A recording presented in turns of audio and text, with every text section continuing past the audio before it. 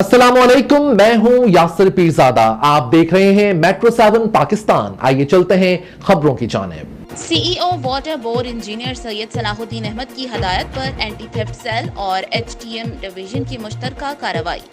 Anti theft cell और HTM division की जानिब से जमाली पुल के करीब गैर कानूनी हाइड्रेंट पर छापा मारा गया। Anti theft cell Tabish Raza Hasnain और executive engineer HTM Mushtaq Ahmed की सरबराही में कार्रवाई की गई।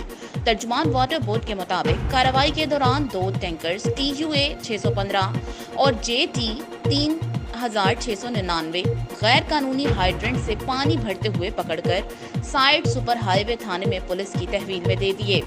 लीडर टीम ए anti theft cell Tabish Raza Hasnain. तर्जुमान ने बताया, जराये के मुताबिक मलिक परवेज पुलिस वाला की सरबराही में वाटर बोर्ड की 54 इंच कतर की लाइन से पानी चोरी करके हाइड्रेंट चलाया जा रहा था, जबकि पानी चोर मलिक परवेज के खिलाफ मुतल्लिका थाने में मुकदमा दर्ज करवा दिया गया है।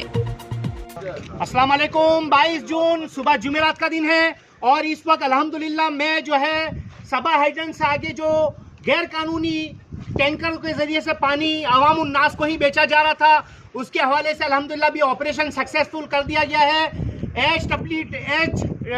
एचटीएम के हमारे साथ जो है वो एग्जीक्यूटिव इंजीनियर मुश्ताक भाई अल्हम्दुलिल्लाह मुश्ताक अहमद साहब हमारे साथ मौजूद हैं। अल्हम्दुलिल्लाह अभी इन्होंने वहाँ पर जो है वो भरपूर तौर पर पुलिस की मदद के साथ कार्रवाई की है और वो लाइनों को डिस्कनेक्ट कर दिया गया है और उनका सामान अल्हम्दुलिल्लाह बरामद करके ले आए हैं।